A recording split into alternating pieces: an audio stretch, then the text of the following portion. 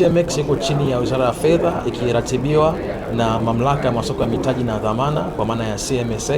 na tangu 2019 mpaka leo 2026 TMX imeweza kufanya minada ya kidijitali katika mazao ya kilimo 9, lakini pia na madini ya vito kwa maana ya gemstones katika mfumo wake wa kidijitali.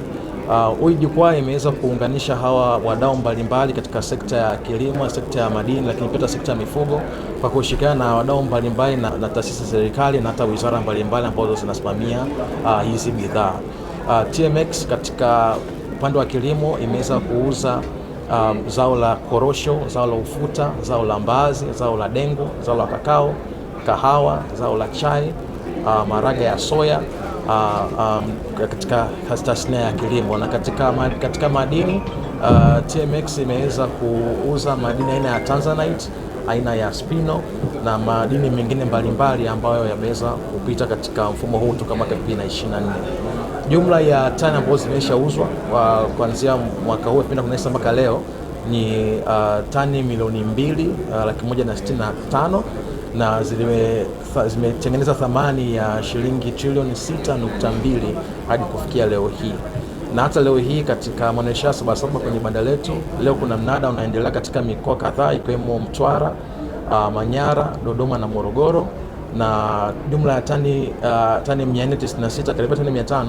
zinauzwa kwenye mfumo wetu katika mikoa yote, na mpaka sasa hivi bei ya juu ambayo imeshafikiwa kwa leo ni shilingi 2,410 kwa kilo. Ni soko la bidhaa imekuja kuleta nini? Kikubwa ni uvumbuzi wa bei, kwa maana yule mkulima sasa hivi alipo kule shambani, alipo kule kwenye chama chake cha ushirika kwa maana ya AMCOS, anaweza kuona hii minada live na akaona bei ambayo imefikiwa ya bidhaa yake ambayo ameweka kwenye gala ambayo limepewa leseni. Kwa hiyo uvumbuzi wa bei manake nini? Inasaidia wanunuzi kushindana na kupata ile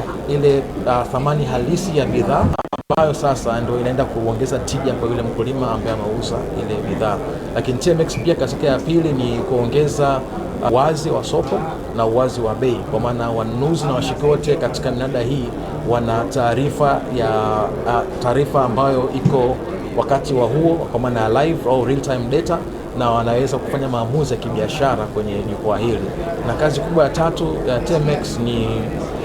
kupunguza gharama za miamala na gharama za uendeshaji biashara, kwa maana ya mkulima na mnunuzi hawana haja kukutana ana kwa ana ili wafanye biashara. Wanatumia mifumo ya kidijitali ili waweze kufanya biashara ambayo imehakikiwa ubora kwa zile taarifa ambazo inauzwa kwenye jukwaa la TMX. Kwenye bidhaa za kilimo,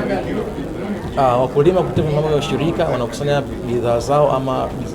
mazao yao kwenye ngazi ya kwanza ambayo ni AMCOS, chama cha msingi cha ushirika, na baada ya taarifa zao kukusanya na huo mzigo kusanywa unapokelewa pale